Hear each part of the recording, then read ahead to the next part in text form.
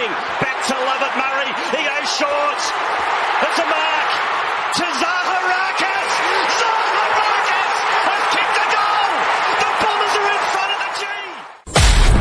It's time to strap in and get ready. The leaders in AFL Supercoach are incoming, helping you win your leagues and climb up the rankings. You're now listening to the Insight AFL Show with your hosts, Big Horse, Skiddy, and Herbie.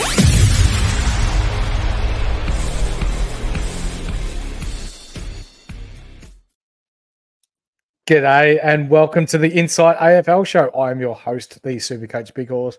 And with me, as always, the person who put a rocket up Bont's ass and turned him into the player that he was in under 14s. Skiddy, how are you, mate? I'm going well, mate. We've just got from NBA G Wiz new Insight merch, so I absolutely love that. Hopefully you boys will be able to get your hands on them soon too, so we'll have to wait and see how that goes. But yeah, I'm going phenomenal, mate, and it's nearly time because it's nearly a big week. It's DPP time. It absolutely is. So Skiddy and I have gotten together and we thought what better way than to put together a little special episode for those of you listening at home, for those of you watching on YouTube, to bring up all players who are eligible for DPP, some players that you may want to target this week and trade out some of your injured players in your back line, or maybe a swing into your forward line. After this episode, hopefully you're a little clearer as to who you want to target. But before we start, our Discord. If you're not a member yet, click on the description below and make yourself a member. Be a triple banger as well. Like, subscribe, bell. We love that shit. And also, for less than 50 cents a week, you'll get access to everything we do in our Unlimited or our Insight Unlimited, our trades, our captains, exclusive premium question and answers, every round of Supercoach, and a few other cool perks. Entry to our Discord will always be free if you want to get involved in the community and just talk footy in general. Our Unlimited League, 913351. I repeat, 913351. There is a Supercoach Champions Ring on offer for the winner of that league, thanks to the guys at Supercoach Champions. Mixed Mates is currently coming first overall. I know I've got no idea who this bloke is, but he's currently first overall in our Unlimited group, sitting 161st overall, closely followed by an avid follower of the show, Skids Fits, who is currently sitting 171st, only a couple of points behind. We would love to see these blokes jump into the top 100 this week, Skiddy. Mm-hmm. Absolutely, mate. They're great bunch of blokes. Skip Fits, he's always in here as well. So so bloody proud to be able to see him jump that high and get that well up. So fantastic work by him. So yeah, hopefully he keeps on rising and we can get him up to that top spot. Hopefully. Now, before we start, yes, it is DPPs at the end of this week, but disclaimer, there are 3 opportunities for players to gain DPP this year. They are at the conclusion of round 6 or the beginning of round 7, the conclusion of round 11 or before round 12, and the conclusion of round 17 or before round 18. So there's 3 opportunities this year. If players miss the boat this week, it's okay. We will bring up some of those players later in the episode, but there is still 2 other opportunities for them to gain DPP status. All right. So before we continue on to our premium DPP players and who are gaining multiple positions, bit of a shout out to our sponsor, mate. The blokes that have been here with us right from the start, the Standard Squeeze, who are helping you drink responsibly and conveniently. You can go to the website, thestandardsqueeze.com, and use the code IFS15 to get yourself 15% off everything in store. Now, mate, the premiums who are going to gain DPP. Number one. Love it. Zach Heaney. Yes, we can finally move him from forward to midfield eligibility. Looks like an absolute lock to be able to get that. So currently averaging 144.2, just a lazy, he's ranked number 2. So it's going to be fantastic that we can be able to swing him around. He currently has 638K and a break even of 56. So could even go up again this week, Horse. But as we know, the inclusion of Luke Parker is now looming, which is a little bit worrying. A little bit, but I don't think it's as bad as what people are thinking it's going to be. Isaac Heaney is quite a dynamic midfielder. He likes to move through stoppages.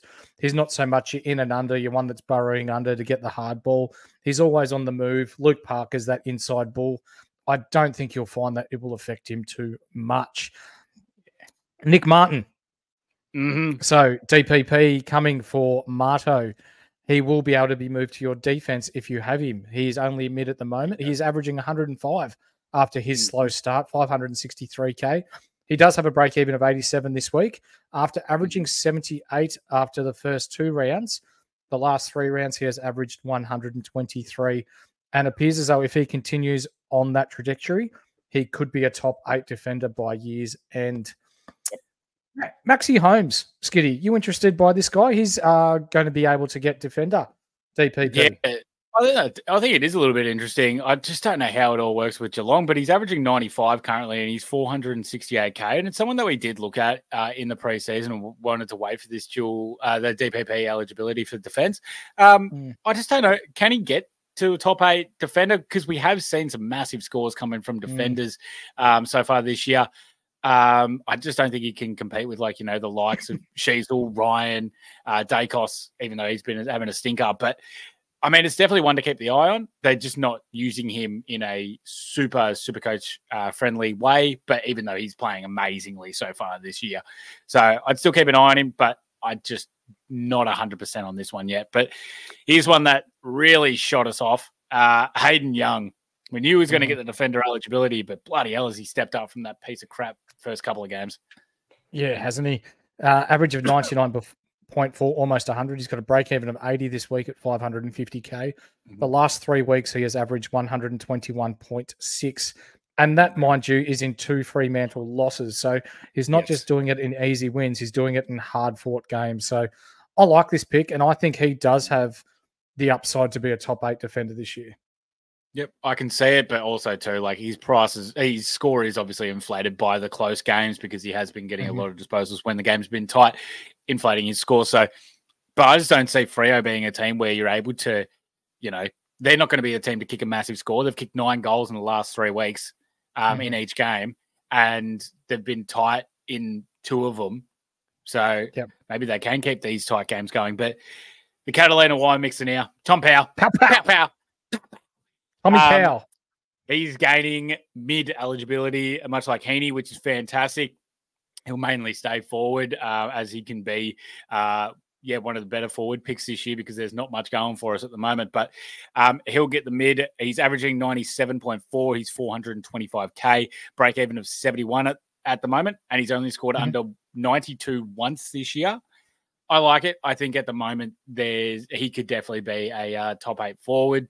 I just don't see where the low scores from forwards and the not much ability to be able to pick from there right now is just keeping Power being able to say, and he's going to stick in the CBAs and stay in the middle. So I can definitely see it. Outside of, like, I guess Jackson ceiling, Shai Bolton ceiling, Heaney, Flanders, they're probably your top 4, aren't they? But outside of that, where are you looking? Like, he could easily sneak into a top 8 forward by year's end, given that he gets to every single centre bounce, doesn't he? And, like, I'm not even taking the piss when I say that. There's been games where he's 26 out of 26, 24 out of 24. He is a legitimate 100% of the time an on-baller. Yep, 100%. And we know that can inflate to the scores. So, I definitely can see it, mate. And now we're going to move on to our mid-price maniacs, as we like to call them. And this segment is brought to you by Ryan from Astute Newstead. Are you wanting to buy that first home or even an investment property and you don't know how? Are you a current owner with an interest rate above 6.2% even? Well, Ryan can guarantee that there are better options for you. And best of all, he can do it free of charge. His link will be in the description below.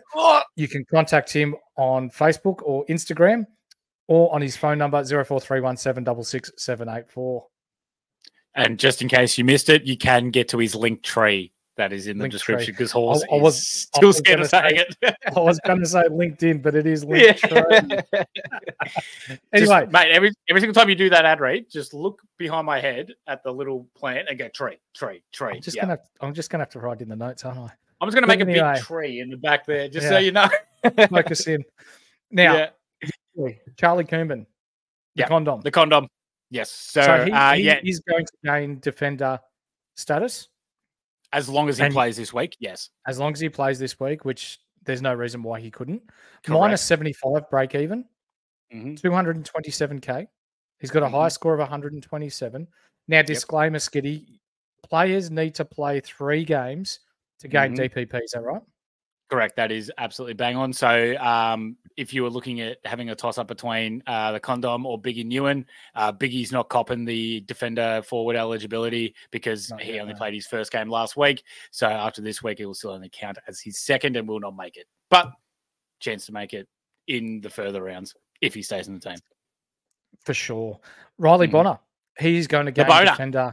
The Boner DPP, average of 83, 381K, break even of 57, high score of 104.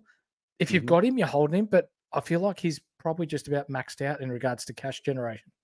I agree. With Sinclair and the Wang in that team as well, it makes it incredibly hard for him to do the same output that he was doing earlier on in the year. And the way Brad Hill played on the weekend. Unbelievably. There's every chance that he may go back and play that running defender as well now. Yep, can absolutely see that. Carl Amon, though, from the Hawks, he will gain defender eligibility with mid defender. He currently has an average of 92.4, which has been kind of under the radar, in fairness. He's 479K, break even of 54. He has a high score of 112, average of 109 his last 2 games. I'm not entirely interested at all, just purely because of how Hawthorn use the ball and then their lack of actually getting the ball. So it's way too 100%. Inconsistent for me. Yep, 100%. The 109 in the last 2 games is appealing, but Hawthorn. Yeah, pretty much. James Aish, he's going to gain defender DPP as a mid defender, average of 88.4, 446K. He does have a break even of 96, high score of 105. But in regards to consistency, this guy does not have it. He scored 105 and then 53 the last couple of weeks. So for me, that's too inconsistent. I agree there. He's got a great role for Freo, in fairness, though. It's just he gets underutilized, and it's more about actually playing good footy. That's right. Now, Phil's boy, Matt Roberts. Here we go. Phil was spot on the money. Phil Unfiltered, for those of you that aren't aware who Phil is, follow him on X. He loves his Swans, and he's all over everything Sydney teams related. Matt Roberts, will gain defender DPP. So he will be a mid defender, average of 83.4, which isn't really that appealing, but he was a rookie, 335K. He still has a break even of 13, high score of 98. He's averaged 90 over the past 3 weeks. And Sydney love to get the ball in this guy's hands, don't they? Yeah, mate, absolutely. And that 98 was his latest score as well. So hopefully he wasn't one of the players that you dropped before his buy round. And most people still have him. So definitely time to keep holding him. Colby McKercher, he gains defensive DPP. He has an average of 63.4, 282K. He has a break even of 101 this week, but a high score of 95. He's got that new role now, kind of midfield, not as much as Sheasel's now in that back line. But I'm thinking I might still keep him just to go off my bench. Because when you're tossing up between, let's say, him and Jack Carroll from Carlton, I think Carroll's pretty much about priced out, while McKercher still has a job security and can continue to score okay-ish. It will be time to move on eventually, but when you've got like those 50-50 ones, I think you can still be okay with holding Colby. Great example there as well, with Jack Carroll getting the vest last week and only scoring 26. The Bukaki party. Bukaki. Hamas. He is getting defender DPP, so he'll be a forward defender. Average of 63, 258K, break even of 30. He's got a high score of 82. His ceiling isn't as high as others, but consistency-wise, not too bad. But, and big but, as seen in the news today, Bevo has copped a massive rocket. He needs to get his shit together in no uncertain terms. Otherwise, he could be seeing himself out the door, Skiddy. Yep, absolutely, mate. And that comes as absolutely no one shock from our Discord, because we've been saying it the whole time. And be prepared for experienced players to come in for the Dogs this week. So going to have to be a big watcher there. But we go on to his teammate, the Colonel, and this could be yeah, this could be really dire for him at the moment. The zinger, Riley Sanders, he gains forward DPP, which is nice. Mid forward's always nice. Mm-hmm. He has an average of 69.4, 310K, break even of 49. He has a high score of 99. It'd be so good if we could just be like trusting that Bevo would play the kid. But, I'm starting to lose a lot of faith. Yeah. And it's not because of his footballing ability. It's because of his coach. Yep, pretty because much. If it was on football ability alone, he'd be in. Any other team, this kid would be absolutely crushing it, I reckon. Mm-hmm. Maybe besides maybe like Brisbane and Collingwood. But like any of those lower ranked teams at the moment, God, imagine him at Hawthorn, Mick. Oh, my God. He'd be out of his mind. Yeah, unfortunately, like you look at the players that aren't in the side at the moment as well. Caleb Daniels, Jack McRae's been iffies. They had, I don't know how many AFL players in the VFL last week, but I think it was Bailey like 6 Dale. or 7. Yeah, Bailey Dale. He was a sub. They got Keith to come back in the back line. Yeah, there's a lot that can be done at that Bulldogs team. Mm-hmm. The Cone. Your boy. He's not coming back into the team. Hopefully not. So Ben Hobbs, he will gain forward DPP, mid forward, average of 63.3. The average there should speak the world about passing on this guy. He will receive DPP, but he's not worthy of Supercoach relevance for anyone that is serious about Supercoach and wanting to score the best you can each week. Sam Darcy, this is interesting. I believe he needs to play 35% this week to gain forward ruck dual eligibility. If he gains this, 82.3 average so far, 252K, negative 23 break even, high score of 109. This could be really nice as your M3. Oh, sorry, not your M3, your R3, or play him through your forward line and be able to swing him through your rucks during bye rounds. Yep. Look, as we said, as long as Bevo doesn't Bevo and he brings Rory Lobb the Cone back in, then it's all systems go. I'm starting to worry now that I don't think he's going to make that 35%, and I don't think he's going to be able to get it. But we'll have to wait and see. But I've got one man that we all go on. Just reading up on Timmy English today. Given his lack of time in the middle, it's surprising a little bit because Tim English is currently ranked number 1 for hitouts to advantage at 40.2% of the time. His hitouts are going to a teammate, but yet Bevo is not playing him the time that he probably warrants in the middle. Yeah, and I think this is part of the rocket that he's getting. Yeah, I think Timmy's going to get a lot of midfield time this coming up week against St Kilda, and it's going to be a big one against Royal Marshall. But one man that everyone should be getting into their side, and there's no ifs, ands, or buts about it, that's Sam Clossy. If you haven't already, get him the hell in. He will gain mid DPP, so defender mid. His current average is 116. That's right, 116. 102 break even would make him the fastest generation of money in AFL Supercoach history, beating Errol Goulden. He has a break even currently of minus 174. Outrageous. He has a high score currently of 124, and I can see this role continuing for him. I think he just plays it beautifully for the Gold Coast Suns. Yeah, there's not much more that needs to be said about this guy. He's a Supercoach godsend when we talk about players that have come in for us to downgrade into to save coin. Ollie Dempsey, he will gain mid DPP, even though he does play as a forward because of the role that he does play up around the midfield as that link between the back line and the forward line. Average of 75.4, 298K, break even to 33, high score of 96. If you've got him, you're holding him. Yep, I agree. I think he's got a really good role there at Geelong. Yep, and he plays better in closer games where they can push him up. They just didn't give a shit against North, and they pushed him deeper, so didn't matter. So you'll take that on the chin. I'm not allowed to say this next guy's name, so Horse, I'll let you. Massimo D'Ambrosio. Oh, thank you very much. Pizza, pasta, wine. Gains mid, so mid defender, DPP, average of 86.8, 336K still, break even now at 34 after his beauty 93 last week. High score of 122 in round 1 against Essendon. For all the Hawthorn players that we can get, I still think that this is a hold. And but if you don't have him, I wouldn't be rushing. No, absolutely not. Jack Bowles from Geelong gains mid defender eligibility. So he'll be a defender mid, average of 76.3, 357k. He has a break even this week of 9. High score of 104. But for me, he's too hot and cold for Supercoach.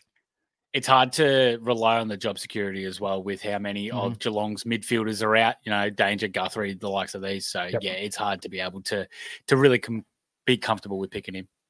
Absolutely. Now, this guy, he's got intrigue written all over him, and it's Cam Rayner. So he's going to gain mid DPP, so he'll be a forward mid. He's averaging 83.8, break even of 60, high score, which was last week, of 137 against what we saw was a very tired unit in Melbourne. So he got 6 clearances in the first quarter, and he's never had 6 clearances in a game before. So don't look too much into that because I feel like that's a once-off. So his last 3 weeks, Skiddy, 112, 42, 137. Yep. He's at almost primo area. Would you be willing to take the dive on him, or do you think there's better value elsewhere? I think there's better value elsewhere, but I am very much intrigued by Cam Rayner because his role is like the Alex Neil-Bullen role that we saw from Melbourne. It's a high half forward role where he's pushing up into the midfield to become the extra midfielder. So I am kind of intrigued about it. But I think it's a better role when you're playing against better sides that you're also currently winning. So I think that's a very specific niche for him to be able to be good because we saw it against North when they weren't able, needing to use him because they just win the clearances and kick it straight into their forward line. And he's not that Pat Crummer kind of player, but when they're able to get it a bit more in tight and in the midfield, then that's when he flourishes. Yeah, so for those of you wondering, break even of 60 at 421k, and he's currently in 1% of teams. Just over 2,000 Supercoach owners own him. Ethan Reid. Yeah, from Gold Coast, mate. Yep, so he's currently a ruckman, but he'll get forward DPP as he played most of his time in the forward to start. He has an average of 49, break even of -1. His highest score is 54. He will get the games if you want to downgrade it. 3 for now, I believe. I think there's still a chance that he may come out, but I feel pretty comfortable that it's not a bad shout. For sure. And the last 2 mates, Noah Ainsworth from Brisbane. He will gain defender DPP as a forward defender, average of 64, 237k, break even of -4 still, and a high score of 80. So there's a little bit of appeal there. And Luke Nankervis, I was actually looking at this guy over the weekend, and it just sucks that he is as expensive as what he is. He's at 243k. He will gain mid DPP, so he'll be a defender mid. Average of 70.5, high score of 73. So what would that mean? He's got a 68 and a 73 the last couple of weeks. He does have a break even of -3. So I think for someone at 243k, it's too much of a risk. If he was 123k or even 150, maybe. But when you're looking at someone like Koomban, or the Condom, who is 16,000 cheaper and probably a higher ceiling, you're probably likely to go that way. Yeah, especially this week where pretty much everyone is going to be getting Clossy, Graham and the Condom into their side. It's pretty much consensus at the moment, but especially not at that price around this mark. So no, thanks. Now, mate, our next little bit are DPPs, eligible players who we think that you shouldn't really worry about, or players that you're not really going to target. So yes, they will be in the news, or they will be in Supercoach articles that will be spoken about, but after our research that we've done together, we don't think that these players are really that relevant. And to start off with, mate... Also, at that price, let's say that these guys do drop, then there can be chances, but we will update you guys on that. But at this current situation, these are guys that you should not worry about. That's right. And to start off with, and I don't mean this as a North Melbourne supporter yourself, mate, but Bailey Scott. He finished off last year really well, but he's moved into defence and only averaging 71 this year, mate. Yeah, no, because he can't kick for shit. He's still getting the disposals, but his disposal efficiency is in the absolute toilet. So he's got a break even of 80 at 376k, highest of 96. If he can actually hit targets, then then we can actually start looking at him, because that's honestly a pretty good price for Bailey Scott, who has as much run and carry as he does. It's just if he can actually hit the targets. So there's a possibility there. Tom McDonald, he gains defender, so he's a forward defender, average of 75, 48K. He has a break even of 38, and he has a high score of 101 down in the D's back line. I don't know about you, Horse, but that big score was without May, and I just cannot get around it if he's just going to be a forward or if he is Lever and May's lackey. Not at all.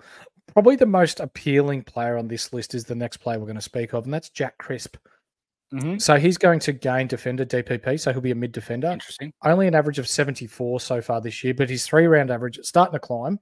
He's back to 81, 425K at the moment. He's lost 75K so far this year. He has a break even of 65, and his highest score was his last game, which he scored 101 in. Is there in any world where he now becomes that running defender alongside Dacos in their backline? I think there is a chance, but I'm just always a little bit worried about, like, you know, John Noble or like Markov. They've got such a good complete team that, and we've seen, and we've seen Chris be the sub as well. So I don't know if it's like, you know, because he's getting a little bit up there, or he had some niggles wrong with his body or something like that. But we know he can go big and he can play in the middle. So it's definitely one to keep an eye out for. But at this current state, no thanks. Yep. Will Hoskin Elliott? Especially this bloke. No. He's going to gain defender DPP as a mid defender, average of 60. Say no more. Zach Fisher. So we knew that this was coming. He's going to gain defender eligibility. So he'll be a forward defender, average of 76. He's currently at 396, up 17,000 on the year. Break even of 66, high score of 101. It's a no-go zone, mate. Yeah, not a go for me with just how good Harry Sheezel's playing. Obviously, they'd rather the ball in Sheezel's hands than Fish, but, you know, the role's still there. He still has the ability to score or okay. So, yeah, I think it's just going to be a big balls move if you do want to try and go for it. But Justin McInerney from the Sydney Swans gains forward DPP. He's now mid-forward. He has an average of 76, 409K, break-even of 95 and a high score of 82. I like this kid. I reckon he's got some game to him, just not for Supercoach and nowhere near at that price. If he was a lot less, I'd have a look, but not at that price. No, not at all.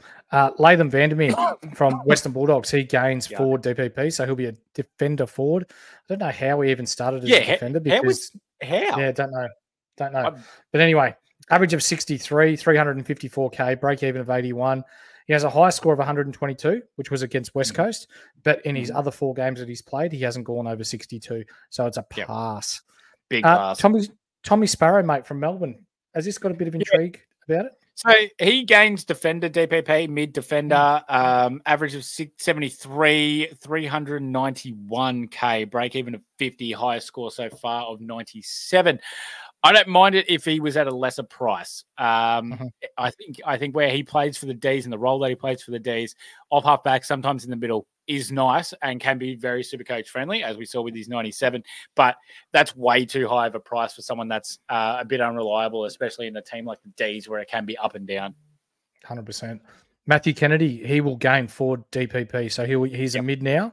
He will become a mid forward, average of 75.2. 419K, break even of 74, high score of 96. He has a ceiling. It's a higher ceiling than others on this list. But Carlton just have that many ball winners in Walsh and Cripps and Hewitt and Kerno. We haven't seen it. And, remember, we have not seen the full Carlton midfield, and Kennedy last year was the guy on the outs because Chera didn't play this week and Walsh hadn't played before this week. So, Matty Kennedy would be, one to stay away from for me. Jake Kelly, one of your men, gains DPP for mid, which really shocked the hell out of me because I thought he was just playing back. But there you go. Average of 70, 359K, break even of 53 with a high score of 85. Horse, you're the Dons man. What do you reckon? No. Thank you. I agree. No. Patrick Lipinski, he will gain mid DP, forward mid, average of 73, which is a little low because he started off the year, especially in the practice rounds, really hot with back-to-back hundreds. 395K, he's got a break even of 102 this week and high score of 100. Cam McKenzie, Skiddy. So there were a few. That's a no for Pat Lipinski, by the way. Absolutely. Cam McKenzie, a few people were talking about him in the preseason, about his breakout status. And we said, look, he did this last year where he scored well in, I think it was his first 2 games. Yeah. And then he sort of went a bit MIA, got in the 20s, got in the 30s. For you, mate? I think, again, it just goes down to that Hawthorn up and down kind of thing. And especially like 313K, no thank you. He has a high score only of 84. So, I wouldn't be looking at bringing him in. He's done the same this year. He went 57 against Essendon in round 1, then 82, 84. So you think, oh, there's some promise there. The last 2 weeks, 53, and then 24. Well, also, too, everyone from Hawthorn played like shit last week against the Suns. So, but, they got North this week, so maybe there's a chance. Bailey Banfield from Freo, he gains mid DPP. Again, a massive shock to me, but there you go. I didn't think anyone else was able to get mid eligibility in that Freo side. Average of 79.6, 382K, break even of 66, high score of 99. I don't trust it as much for being a forward in Freo's forward line. He's very good as a running from the forward line defender kind of role for Freo, getting a bigger body in there. But no, I can't trust it at all. No. Miles Bergman gains mid DPP, so defender mid, average of 77, 367K, break even of 51, high score of 101, which was last week. I'm not picking him just purely because he looks like Jason Horne-Francis. Jaden Hunt, he will gain mid DPP, mate. Yeah, Hunty, 73 average, because this is a bit interesting. He's 398K, bit too expensive for me. He has a break-even of 96 and a high score of 93 with a 38 last week against Richmond. I'd like his role for West Coast because he is that running half back for them, and he has got some serious wheels, and he has some serious ability to be able to actually hit targets up while he's been going that fast as well. If he was a lot cheaper, I would genuinely be interested in Hunt. Absolutely. Alex Sexton gains DPP, even though he hasn't played for a couple of weeks, but he's played his game, so he will be a forward defender. So if you're using him as a loop, you could swing him back and forward, average of 60, 182K. He's still got a break even of -6 if he ever plays again. Does this not scream Charlie Constable 2.0? Oh, my God. It is. The only difference is he made us 50K. Yeah, and that's Damien Hardwick is now the coach, not Stewie Jew fucking us, but it's the same team. So, this screams Charlie at the moment. And with how well Clossy and Graham and all these other players for the Suns are playing, I just don't know where he comes in. Not to mention, if he does come back in, Sam Flanders has taken his role. He has taken his exact role of halfback. And, I think it's I think the Missos said no tonight because there's no sex tonight, unfortunately. No sex train. No, he's out. You know what we do like? Is that the Inside Fantasy Supercoach World Cup? Yes, sir. So have you ever thought you're elite at Supercoach? Well, now you can prove it with our year-round Insight Fantasy Sports World Cup, featuring all 4 sports in NRL, AFL, NBL, and BBL. It's $20 to join before round 12, so get in quick. Otherwise, you'll be locked out for the year. Your rankings will be calculated together, and the best performer over the 4 sports combined will take out the best Supercoach player in the world. There is no other organisation, business, or anyone Supercoach related that does anything like this. Join our Discord.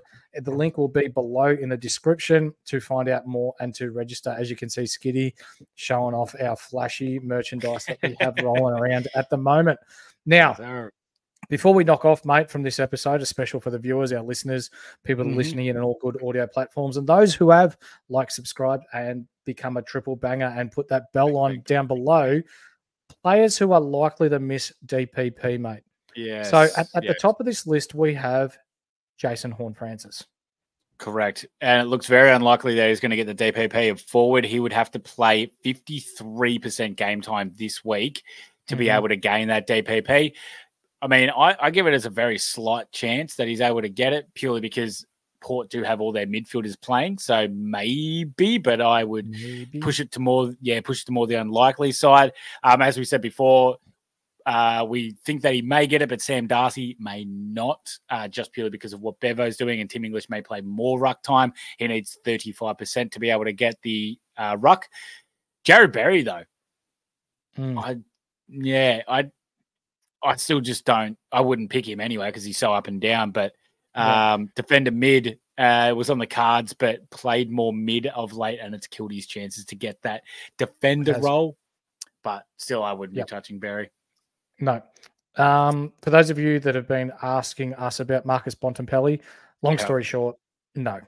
He has played forward, but not enough to make him eligible. And that's the same with Timmy English, so you can scratch both of them off your list.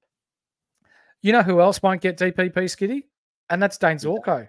Do you know why? That is because Dane Zorko is already a DPP, and he's a mid-forward, so no backline for Zorks. Unfortunately, we can't have all three, which would be very, very nice. But, oh, well, that's just not how the cookie crumbles. Jordan Dawson, DPP, though. This was one that we were really bloody hoping for because this could have been very, very juicy in a week or two. He was hoping we were hoping for him to get forward eligibility.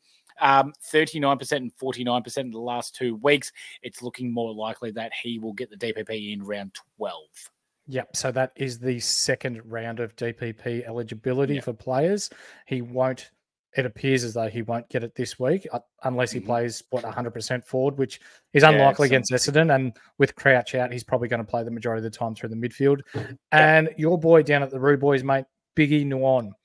So he did play 100% of game time in defence, but as you said earlier, mate, you need 3 games to qualify in order to be a chance to get a dual position player tag. So round 12, if he continues to hold his spot and he continues to play in the back line, he will get it then, and he will be a defender forward dual eligibility exactly right. player.